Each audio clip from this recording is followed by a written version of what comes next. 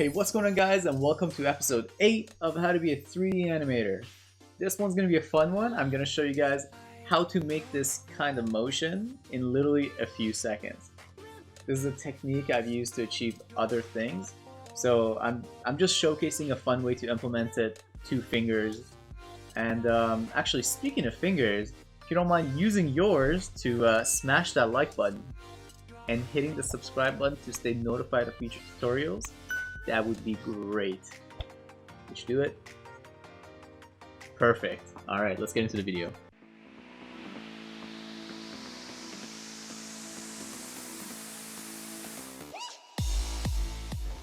Alright! Okay, so pretty much all you need is... Let me just bring this here. This is just the controls for these fingers, as you guys can see. I'll make a separate video later showing you guys how to create, this is called an ABX picker essentially. I'll show you guys how to create one of these, but for this video we're just going to be talking about the fingers, the magic fingers. So all you're going to need is this pose, and perhaps something like this. So we have it going from this pose to this pose. And then I'm just copying the very first pose and putting it 5 frames away. So it takes 5 frames to reach the second pose, then 5 frames to go back. So if we have something like this. Cool. Alright. Now, since we're going to be making this into a cycle and we have 11 frames of animation, we want to make the timeline 10 frames. We are going to, so again, selecting all the fingers, going to our graph editor, selecting everything, spline, just to make sure. Okay, now that we got our 2 poses, and we have the first pose also, we're also ending on the first pose. We're going to select, again, everything in the graph editor. Can move this here.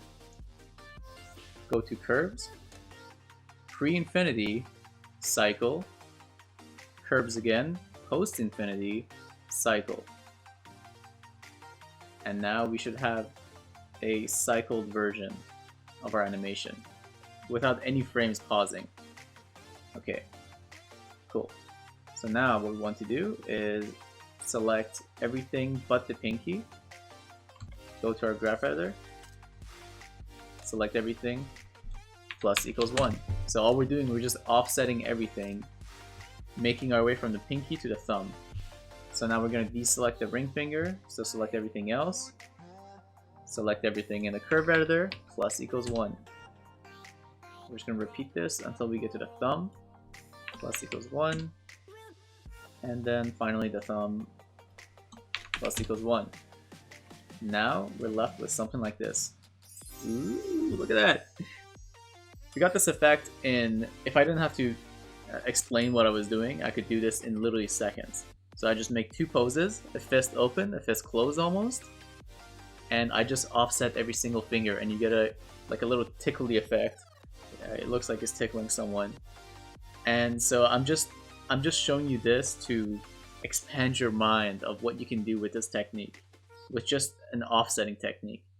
So if you want to have some sort of overshoot meaning essentially secondary animation on a main animation, if the body swings forward, or if you crouch down and you want to lead with the hip, which is usually what you want to do, you want to lead with the core of the body, you can offset the core by 1 or 2 frames where it will move 2 frames before the rest of the body without you having to reanimate everything. So this, again, this is just to show you one of the fun little things you could do with this technique. It's just, it will open your mind once to all the opportunities once you start exploring with it. And voila! Alright, that about concludes this video. If you guys have any future tutorial requests or any questions, drop a comment and share your thoughts. Till next time, happy animating!